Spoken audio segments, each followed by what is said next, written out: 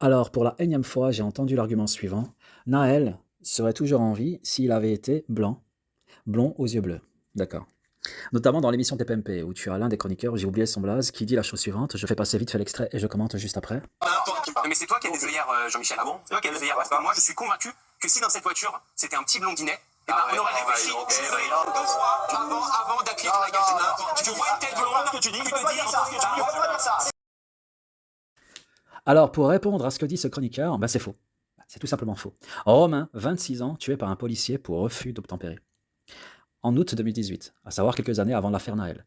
Et quand on regarde Romain, père à son âme d'ailleurs, ça n'a pas l'air d'être un Mauritanien, ni un Malien, ni un Algérien, quoi. Voilà. Blond, yeux clairs, très blanc de peau.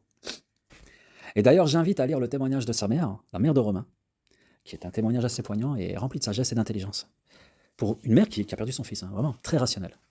Donc voilà, donc non, c'est faux.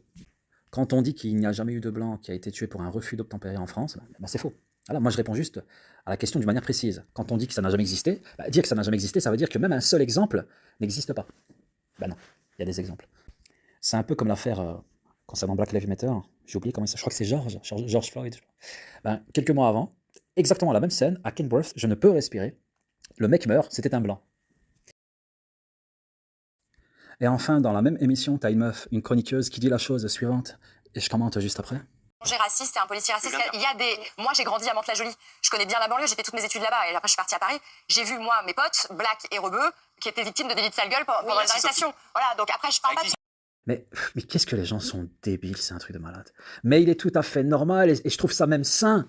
C'est sain, c'est normal que les flics contrôlent la majorité les Noirs et les Arabes, pour la simple et bonne raison que la majorité des délinquants sont Noirs et Arabes. Et que dans des contextes, par exemple, quand tu es dans un quartier chaud, logiquement, quand tu es flic, tu essaies de contrôler la zone, tu essaies de sécuriser la zone.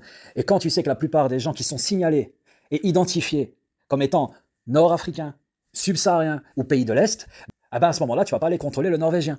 C'est aussi con que ça. Maintenant, quand tu es dans le 16e, que tu es un Renoir et que tu as habillé normal, tu n'es pas en mode capuche, etc., wesh, j'y va. Non, il y a des études qui montrent que le petit blanc, tu sais, le petit Jérôme, là, le petit Kevin, le sous-prolo, fils de fan de Freddie Mercury, tu vois, qui habite encore du côté des Lilas, lui, par exemple, quand il est habillé en wesh, il se fait plus contrôler que le Renoir qui est habillé beaucoup plus classe.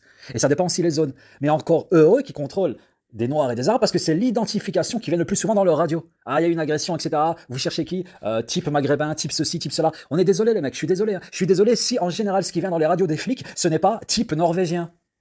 Type japonais, non. Ce qui revient dans les radios, en général, c'est type maghrébin, type subsaharien. Voilà, c'est comme ça, faut l'accepter. Voilà, la vie elle est méchante, la vie elle est injuste, c'est comme ça. Et d'ailleurs, les gens qui habitent dans ces quartiers-là, les gens, les familles, etc., les mères de famille, les darons, etc., ils sont contents quand les flics font un peu le boulot. Mais des fois, malheureusement, ils sont aussi instrumentalisés parce qu'on leur ment, on leur donne un côté partiel et un côté arbitraire des choses. Ça étant dit, ça ne veut pas dire qu'on applaudit le fait que des mecs se font tuer par les flics. Non. Moi, ce que je dénonce, c'est le côté systémique. On essaie de faire croire que c'est systémique. Mais non, si c'était systémique d'un point de vue quantitatif, avec tout ce qui se passe en termes de refus d'obtempérer, en termes de racaillerie, etc., mais il y aurait des morts tous les jours. Va faire un tour dans les autres pays, notamment les pays arabes, en Russie, en Thaïlande, etc., et fais pas juste 1/100, 1/1000 de ce que tu fais aux flics français actuellement. Et on va voir l'état de ton trou du cul. Voilà, l'état de ton trou du cul, on va l'analyser à ce moment-là et on va voir dans quel état il est.